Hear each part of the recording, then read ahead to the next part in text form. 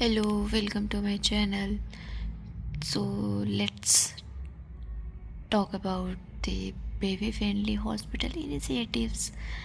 तो अगर बात करें हम तो बेबी फ्रेंडली हॉस्पिटल इनिशिएटिव्स, तो ये क्यों लाया गया था? तो इसका था कि अगर जैसे यहाँ पे कोट है, bottle feeding is the biggest killer of the babies. तो रिसर्च के दौरान ये पता चला था कि जो बॉटल फीडिंग होती है, आजकल की जो वुमेन होती हैं वो इजी के लिए, कंफर्ट के लिए क्या करती हैं, बच्चे को जो वो बॉटल में दूध भर के पकड़ा देती हैं। पर वो क्या करता है, वो एक बहुत बड़ा कॉज है कि वो जो इन्फेंट मोर्टेलिटी है उसकी तरफ उसका रेट बढ़ाने में वो बहुत मेजर रोल प्ले करता है। तो इसको देखते हुए क्या हुआ था कि जो हमारे WHO और यूनिसेफ इंटरनेशनल एजेंसीज़ है, उनने क्या करा था, उन लोगों ने काम करा। फिर इस पे जो है वो एक क्या मतलब यही BFHI को जो है वो इनने इस्टेब्लिश किया था। और ये इस्टेब्लिश जो हुआ था 1992 में हुआ था बाई WHO एंड यूनिसेफ। इसका अगर टारगेट देखा जाए तो टारगेट कौन से पॉपुलेशन थी, टारगेट भाई 0 से 6 मंथ के जो बच्चे थे उनको टारगेट किया गया था कि उनको उनके पे फोकस किया इन लोगों ने। मिशन का क्या था, मिशन था to resurrect the dwindling practice of breastfeeding and curb infant mortality।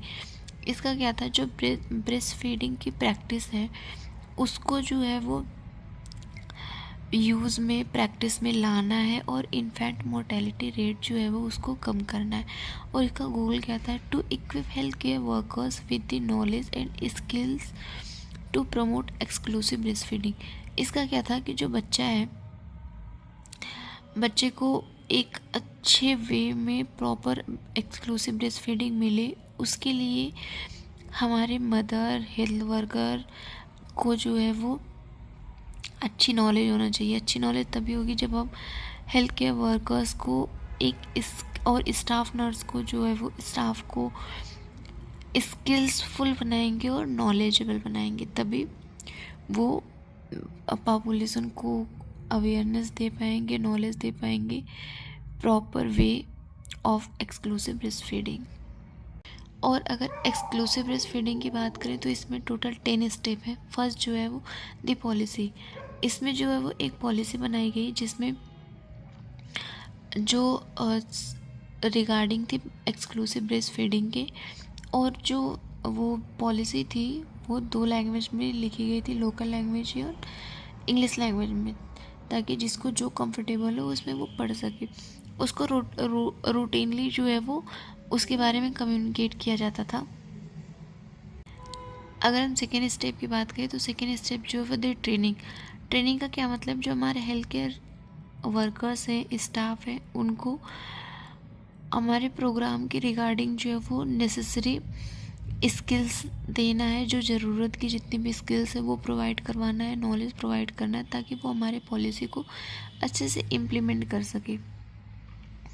फिर बात करते हैं मैटरनल एजुकेशन की, तो थर्ड स्टेप में मैटरनल एजुकेशन है। मैटरनल एजुकेशन में क्या था कि जो मदर है, प्रेग्नेंट वुमेन है, उसको ब्रेस्ट फीडिंग के बेनिफिट्स बताने हैं और तरीका बताना कि कैसे कराना है एक गुड वे में।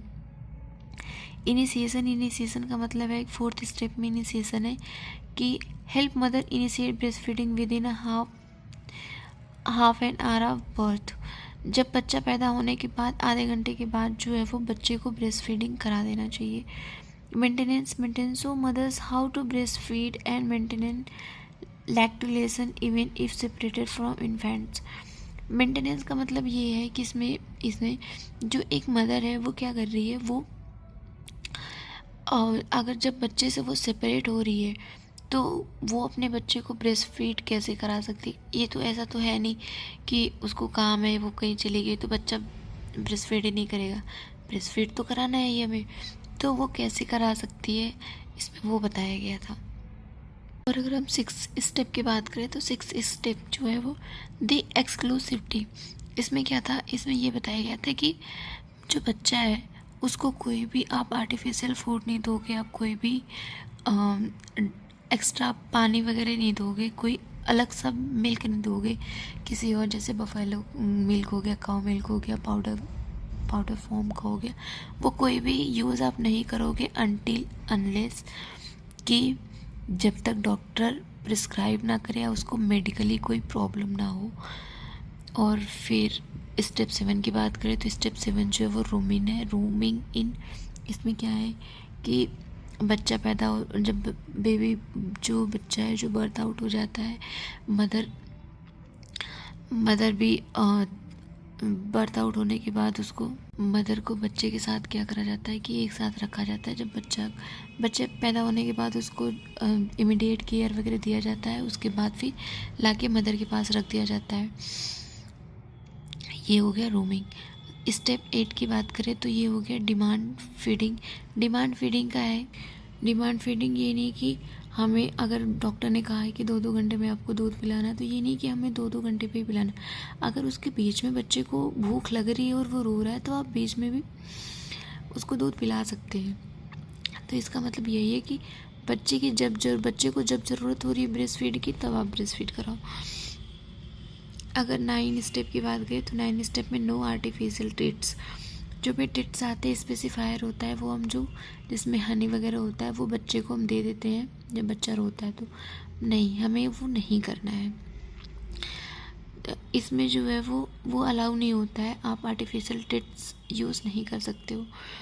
और last one step 10 community support. इसमें जो होता है establish breast feeding support group and refer mothers to them on discharge. इसमें क्या होता है कि ब्रेस्ट फीडिंग जितने भी कम्युनिटी ग्रुप है, जितने भी मेंबर्स है, वो क्या करते हैं, मदर की रिकवरी में सपोर्ट करते हैं, हेल्प करते हैं, ताकि वो जल्दी से डिस्चार्ज ले सके। तो ये आज का सेशन था। अगर इसमें आप लोगों को कोई भी डाउट हो तो आप कमेंट करके पूछ सकते हैं। और अगर वीडियो पसंद आई हो तो लाइक सब्सक्राइब प्लीज़ कर देना। और आप सजेशन दे सकते हो कि और क्या क्या मैं इम्प्रूव कर सकती हूँ। So thanks for watching.